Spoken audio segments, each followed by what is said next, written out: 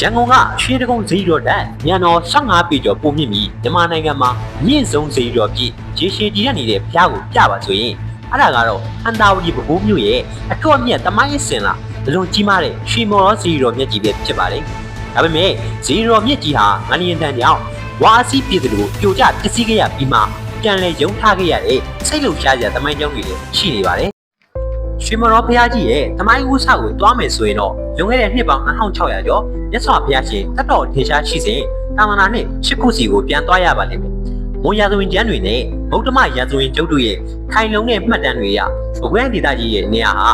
ချိန်တုန်းကပင်လယ်ော်ကြီးတစ်ခုဖြစ်ခဲ့ပြီးမဟာတာလနဲ့ဆူလတာလဆိုတဲ့ကုန်တယ်ညီနောင်တို့ကတထုံပြည်ကိုအိန္ဒိယကနေကုန်သွယ်ရင်းမြတ်စွာဘုရားရှင်ထံကနေစံတော်မျက်နှာစုကိုရရှိခဲ့ပါတယ်။အဲ့ဒီစံတော်တွေကိုသာသနာနှစ်38ခုနှစ်မှာပဲခူးရဲ့တုတ်တနာတောင်မှာညံတော်9000သာရှိတဲ့ဇေဒီငယ်လေးကိုတည်ထားကိုးဝယ်ခဲ့တာဟာရွှေမော်တော်ဘုရားရဲ့အစဘူးပဲဖြစ်ပါတယ်။မော်တော်ဆိုတဲ့စကားလုံးဟာမွန်ဘာသာစကားမော့တော်ကနေဆင်းသက်လာတာဖြစ်ပြီးနှာခေါင်းချွန်တောင်ဒါမှမဟုတ်နတ်ဘုရားကြီးဥကောင်းလို့အဓိပ္ပာယ်ရပါတယ်။မိုင်းတက်တွေရရွှေမော်တော်ဘုရားကြီးဟာကာလကြာရှည်လာတဲ့မြမွန်မြန်မာမင်းရဲ့ဆက်ဆက်ရဲ့ကိုယ်ွယ်ယုံကြည်မှုအချက်အချာဖြစ်လာခဲ့ပါတယ်။မွန်မင်းဆက်များဖြစ်တဲ့တပင်ရွှေဒီမတိုင်ခင်ကဟန်တာရီကိုစိုးစံခဲ့တဲ့ဗညာဦးဂျာတာတီရီရှင်စောပုန်နဲ့ဓမ္မသရီမင်းတို့ဟာဘုရားကြီးကိုညံတော်မြင့်တာရွှေတင်ငယ်ကတ်လူတာတွေစင်တစိုက်လှုပ်ဆောင်ခဲ့ကြပါတယ်။တောင်ကိုမင်းဆက်မှာဆိုရင်ဘရင်တပင်ရွှေဒီဟာဟန်တာရီကိုမသိမ့်ပိုက်နိုင်သေးခင်မှာရန်သူနယ်မြေတွေကရွှေမော်တော်ဘုရားကြီးစီအသက်ဆုံးလာရောက်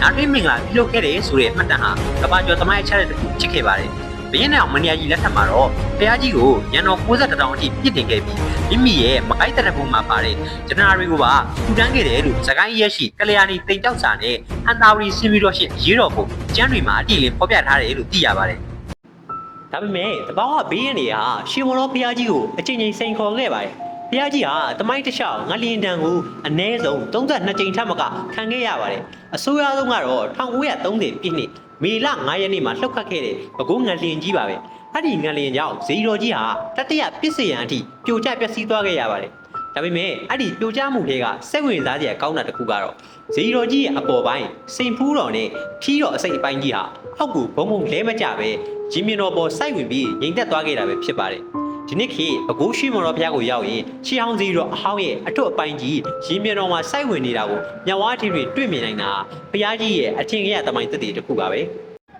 1930မှာကြိုးကြားခဲ့တဲ့ဘုရားကြီးကိုဒုတိယကမ္ဘာစစ်ပြီး1952ခုနှစ်မှာနိုင်ငံတော်အစိုးရနဲ့ပြည်သူတွေစုပေါင်းပြီးပြန်လည်တည်ထားခဲ့ရာ1954ခုနှစ်မှာတော့အခုပြည်သူတွေဖူးမြော်နေရတဲ့ညံတော်383ပြီလက်မ20ရှိတဲ့မြန်မာနိုင်ငံရဲ့အမြင့်ဆုံးသမိုင်းဝင်ရွှေမော်တော်စေတော်ကြီးဖြစ်ပြန်လည်ဝင့်ထည်လာခဲ့တာပဲဖြစ်ပါတယ်။ဒါကြောင့်ရွှေမော်တော်ဘုရားကြီးဟာရာစုနှစ်ပေါင်းများစွာရဲ့အနေအမြင့်အတက်အကျတွေကိုကြံ့ကြံ့ခံရင်မြမဗုဒ္ဓဘာသာသမိုင်းရဲ့ပြရောက်တစ်ခုဖြစ်ရပ်တည်နေတာပဲဖြစ်ပါတယ်ကျွန်တော်ရဲ့နားထောင်သူများအနေနဲ့ပဲခူးမြို့ကိုရောက်ခဲ့ရင်တော့ငါလျင်တန်ကြောင့်ပြိုကျခဲ့တဲ့ဇေဒီကြီးကိုကိုယ်တိုင်တွားရောက်ကြည့်ရှုရင်သမိုင်းရဲ့တန်ဖိုးကိုခန်းစားကြည့်ဖို့တိုက်တွန်းလိုက်ရပါတယ်ခင်ဗျ